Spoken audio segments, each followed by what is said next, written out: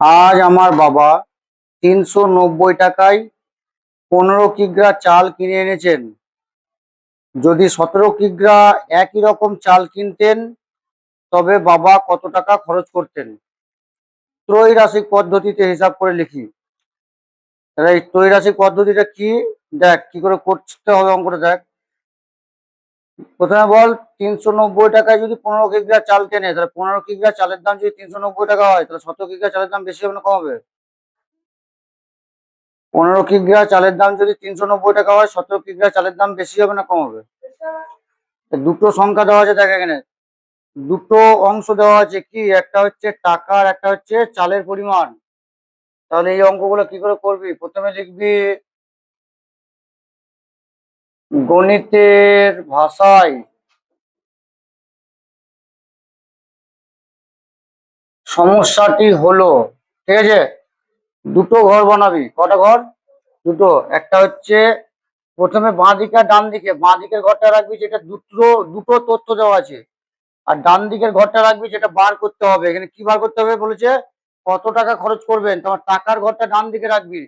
তাহলে আমি এখানে টাকাটাকে ডান দিকে রাখছি, ঠিক আছে? আর চালের পরিমাণ দেওয়া আছে, ওটাকে বাঁ দিকে রাখলাম, চালের পরিমাণ। এখন আমার প্রথমে কি বলেছে দেখ, 15 কিগ্রা চালের দাম কত টাকা? 390 টাকা। তাহলে আমার বলেছে 17 কিগ্রা চালের দাম কত? 17 কিগ্রা চালের দাম কত? এটাকে আমরা এক্স ধরে নেবো। তাহলে এবার বল, 15 কিগ্রা চালের দাম যদি 390 টাকা হয়, 17 কিগ্রা চালের দাম কম হবে না বেশি হবে? বেশি হবে। তার মানে চালের পরিমাণ বাড়লে দাম বাড়ছে। আমি যদি 15 কিগ্রা জায়গায় 10 কেজি চাল কিনি, তার মানে কমলে কমছে, বাড়লে বাড়ছে। যখন এরকম হয় যে একটা কমলে আর একটা কমবে, আর একটা বাড়লে আর একটা বাড়বে, তখন এটাকে সরল সম্পর্ক বলে। তাহলে লিখতে হবে এখানে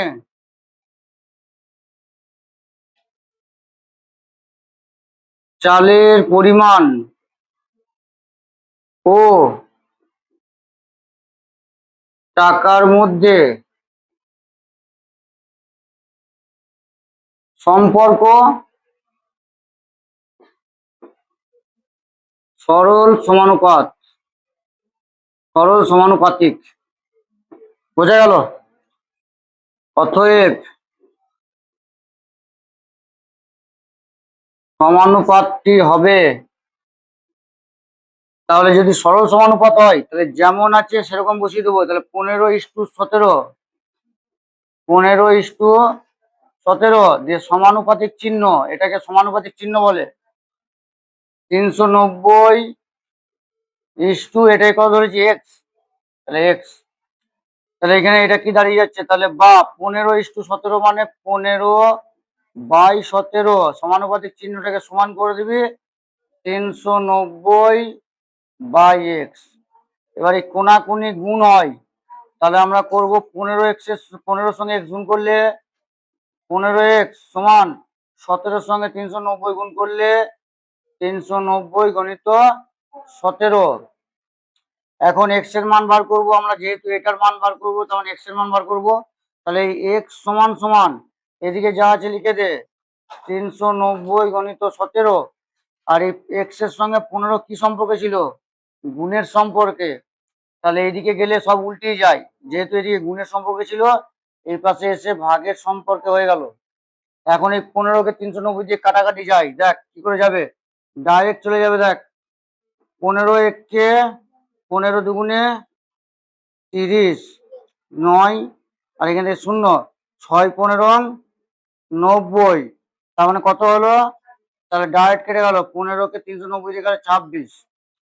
তাহলে অতএব বা x সমান 26কে 17 দিয়ে গুণ করতে হবে।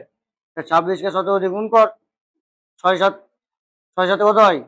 42। আর তাহলে 4, 7 দুগুণে 14, 4 18 গণিত 26 কে 26। 2 8 আর 6 14, 4 আর থাকলো 1 3 আর 1 4, 442 টাকা। তাহলে আমরা উত্তর, ফাইনাল উত্তর কি পেলাম? 17 কিগ্রা চাল কিনতে 442 টাকা নিয়ে যেতে হবে বা খরচ করতে হবে। তাহলে অতএব